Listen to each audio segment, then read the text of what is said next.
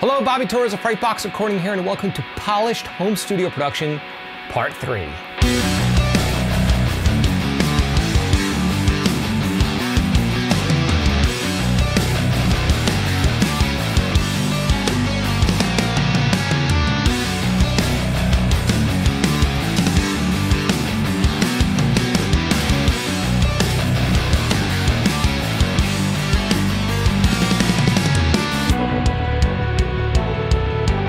All right, so in parts 1 and 2 of this video series, we've tracked our drums, guitars, bass, vocals. We have everything nice and edited, and we are ready to mix and master this track. Now, before we dive in, I just want to remind you that you could download your polished production checklist for absolutely free. It's a super straightforward PDF checklist that contains all of the main points that I've covered within this 3-part video series. So if you're serious about taking your productions to that truly professional, polished level, download the PDF for absolutely free. There's a link below in this video's description. So without any further ado, let's jump into mixing this track. Okay, so here we are in the final mix of the song. Now, before I dive in and break down some of the key components of this mix, I just want to mention that I mixed this entire track in my basement on my $100 pair of PreSonus Aries 3.5 monitors. The trick for me when I'm using smaller monitors, which believe it or not, I actually prefer these days, is to use headphones, closed back headphones, to check my low end. Using closed back headphones to check your low end will completely remove your room as a variable within your mixing process. Now, I know there are so many engineers out there that will absolutely scoff at the fact that I've mixed this track in such an unconventional fashion, but at the end of the day, the final result is the final result. How you get there really doesn't matter. So with that being said, I'm gonna play the mix back, and then I will dive in and break down the key components that I feel really make this mix tick. Let's check it out.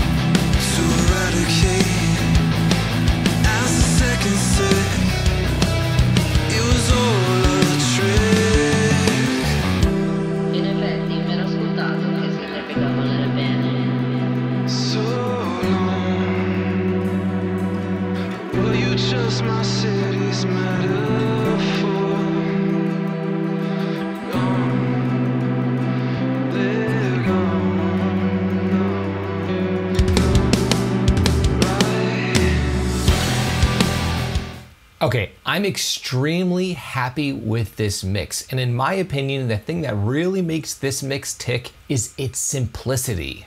Now, even though the mix is simple, I was able to achieve the sound I wanted because I took the time to get the tracks right at the source. Drum tuning, proper drum miking, capturing solid guitar and bass performances, as well as a solid vocal performance. All of these things really do add up and make the mixing process extremely simple if you take the time to do them right, regardless of the gear you're using or the spaces you're recording and mixing within.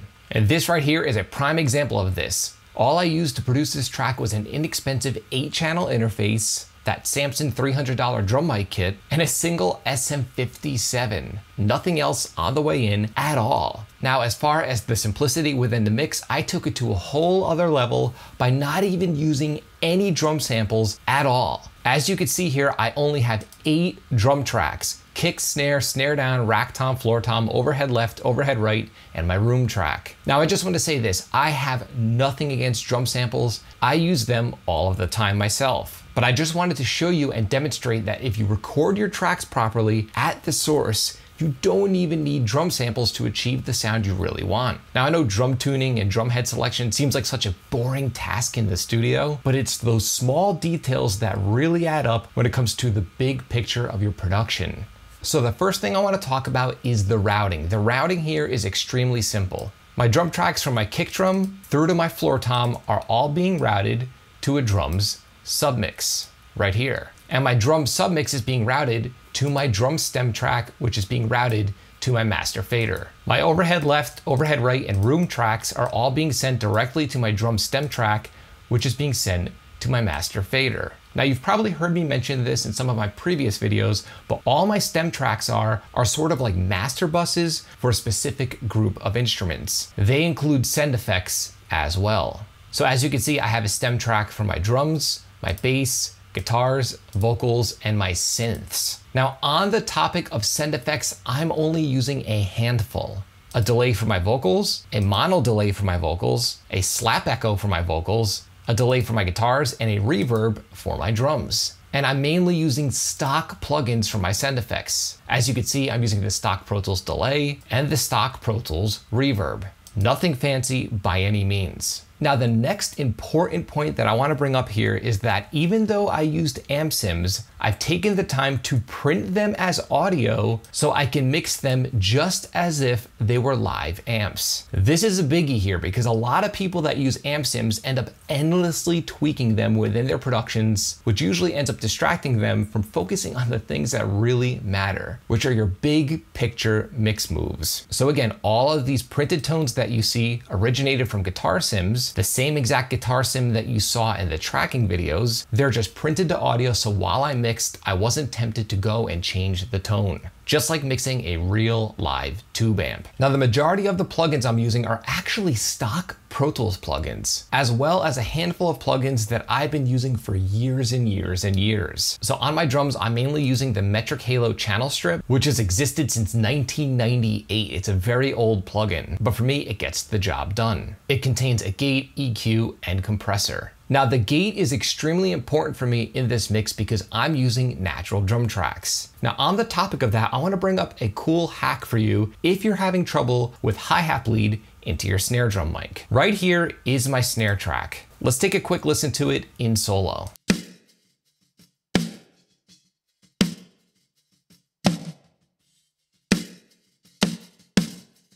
So as you can hear, there's a small amount of cymbal bleed, but it's pretty minimal. The way I'm cutting back on bleed is I'm using a transient designer before my channel strip plugin. Now, if you're not familiar with what a transient designer is, pretty much what it does is it over-exaggerates transients or reduces transients, usually by manipulating a single knob. And you can often decrease or increase the perceived sustain of a sound. Now, I'm using the Metric Halo Transient Control here, but many DAWs these days come stock with these. Unfortunately, Pro Tools does not, so I have to use a third-party transient designer. So right now I'm gonna bypass the transient designer and pay close attention to the hi-hat bleed in the snare mic.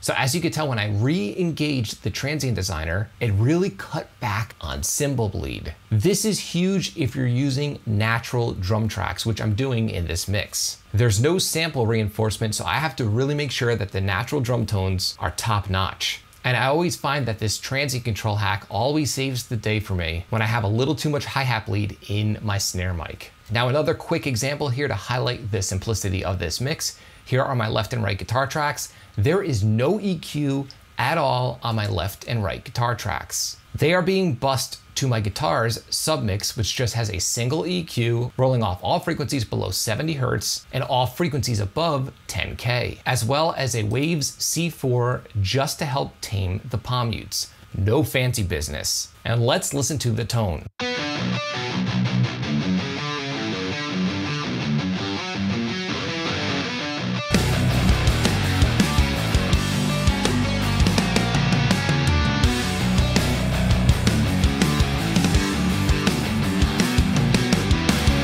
Yeah, I'm really happy with this guitar tone, and all it is the TSC Audio X50 with my custom impulse response, which you can download for absolutely free. There's a link below in this video's description. Now for my bass sound, I'm just using the Pro Tools SansAmp plugin, which I've duplicated for my bass distortion track. The only difference here is I'm using a little more gain, and I'm filtering out all frequencies below 700 Hertz and all frequencies above around 4K, just to add some extra mid-range grit to the heavier sections of the song. Now, another key takeaway here that I want you to remember from this video is how I EQ'd my vocals. Now remember, I used an SM57 for my vocal tracks. Most people would never consider using this mic for studio quality vocals, but I found that it always works great. The trick here is to eliminate all of the extra low end that you don't need. Remember, condenser mics are naturally brighter than dynamic mics, and an SM57 is a dynamic mic. So there's gonna be a lot of low end and lower mids that I just don't need.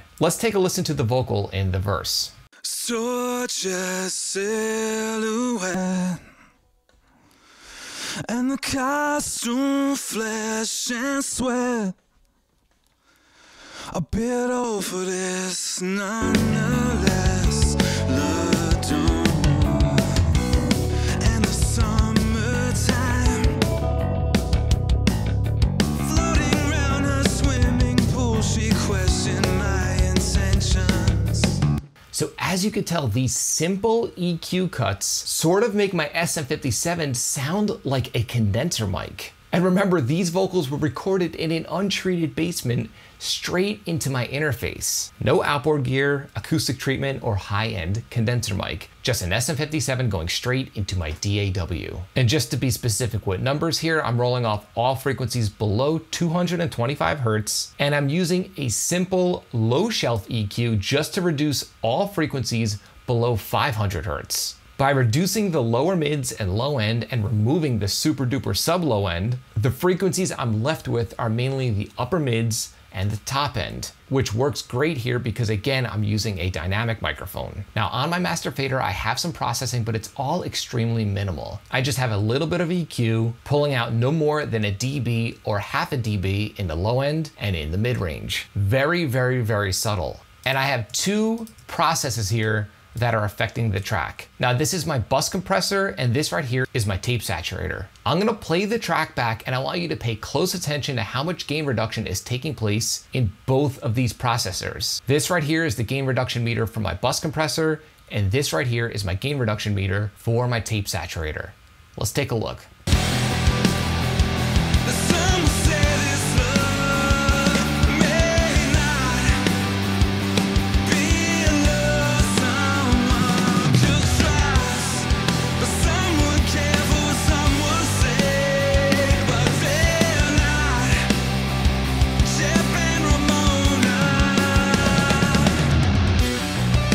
So as you can see, not a ton of gain reduction. I'm compressing the mix by about 2 dB at max, and there's only about half a dB of gain reduction taking place in the tape saturator. The key takeaway here is that I have each of these processors working very little, but in series. In other words, they're both happening at the same time, one after the other. I found that the way to achieve a nice consistent gain reduction that sounds natural, open, and transparent is to have multiple processes doing very little amongst themselves. And this right here is an example of this. This is gonna make mastering so easy because my mix is nice and in control before I even jump into the mastering process. Now, after that, you see a limiter here, but this limiter is not doing any gain reduction at all. It's only here to boost the volume of my mix for when I export it and send it to the band, just so it's at a reasonable commercial level. But before I master my track, I'm gonna completely disable this limiter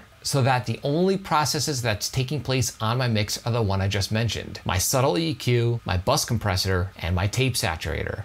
Now, like I promised earlier in this series, I want to talk a little about EZdrummer. So before we master this track, let's take a look at how I mixed my drum tracks using EZdrummer instead of live drums. Okay, so right here I have the exact same mix. The only difference is that I'm using EZdrummer tracks. Now, if you remember from my pre-production, I had a MIDI drum performance. Before I even got to mixing these drums, I exported all of the individual elements of my EZdrummer kit to actual audio. When it comes to a program like EZdrummer, that's the only way to do it. If you want to have control over your individual drums, you have to export the files. Now, much like with guitar sims, I prefer to export them to physical audio. It eats up less CPU, and I can approach it almost like I'm mixing live drums. So as you can see here, here are all of my Easy Drummer tracks in the form of live audio. Now, before I talk about the processing, let's take a listen.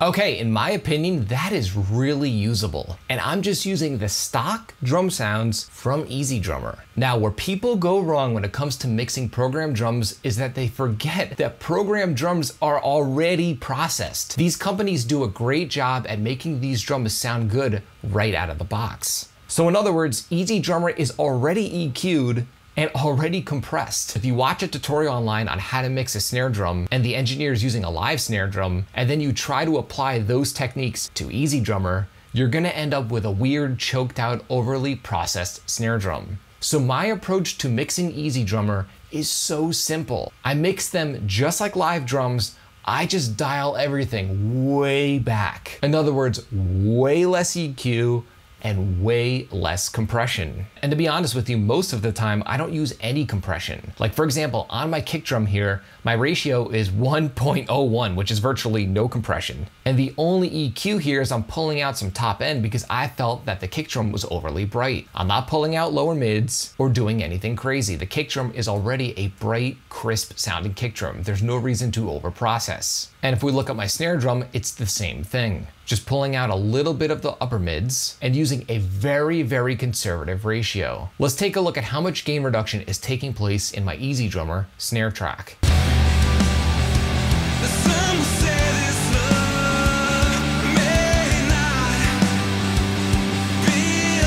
Yeah, so as you can see, about 6 dB of gain reduction, which is extremely conservative. Now, if you want a nice pop out of a live snare, you're gonna have to use a little more compression than that. But you gotta remember, programs like Easy Drummer are already processed. So they already have some compression applied to them as well as EQ. That's the key takeaway here. The secret to mixing programmed, realistic sounding MIDI drums is to practice subtlety. So right now I'm back in my normal mix with my live drums, and I'm gonna bypass this limiter like I mentioned earlier. So I'm gonna export my mix and import it into a blank session within my DAW and master my song. So here we are in a fresh session within my DAW, and I have my mix imported. Because I took the time to track this song properly and edit it and mix it properly, mastering is gonna be a complete breeze. And I'm only using one plugin, iZotope's Ozone. And even within this plugin, I'm only using 2 processors, a multi-band compressor and a limiter. That's all. And much like with the plugins on my master bus within my mix, each of these is doing very little. So right now I'm gonna play the mix back as it's being passed through my mastering plugin, and I want you to pay close attention to the gain reduction that's taking place.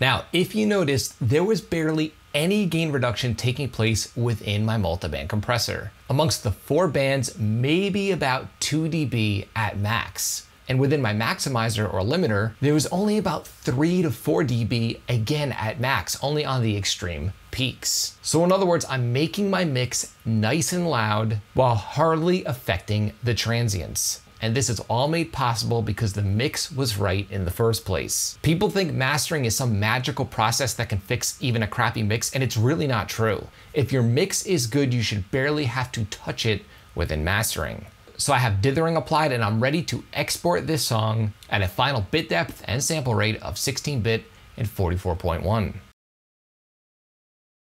Okay, so here is my final mastered track. I'm just gonna clip off the extra space at the end, apply a fade, as well as a fade at the beginning. I'm gonna consolidate the file and give it its final name. Jep and Ramona ain't gonna make it. So there you have it. This is how I went about mixing and mastering my production, which was recorded with super inexpensive gear in non-studio spaces. So before I play for you the entire mastered track, I would just like to shout out Steve Biasucci and Greg Alders for being a part of this fun experiment. Not only was it fun to record this track using such minimal gear in unconventional places, but it was fun for me to play guitar and be a band guy again. I'm often so busy recording and mixing that I don't get much time to actually play guitar, which is how I got into this in the first place. So with that being said, here's Jep and Ramona Ain't Gonna Make It in its entirety. Enjoy.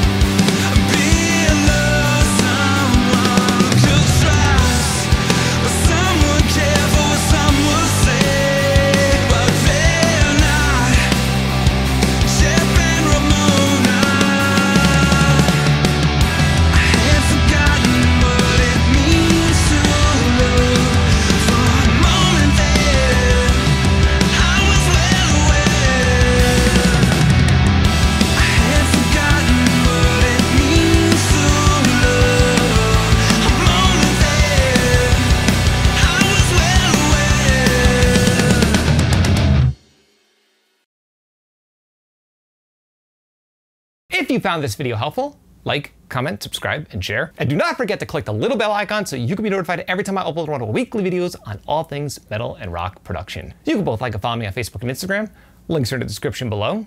And again, remember, you could download your polished production checklist for absolutely free. Download it and refer to it when you're ready to tackle your next project that you want to take to that truly professional, polished level. There's a link below in this video's description. Till next time, happy mixing.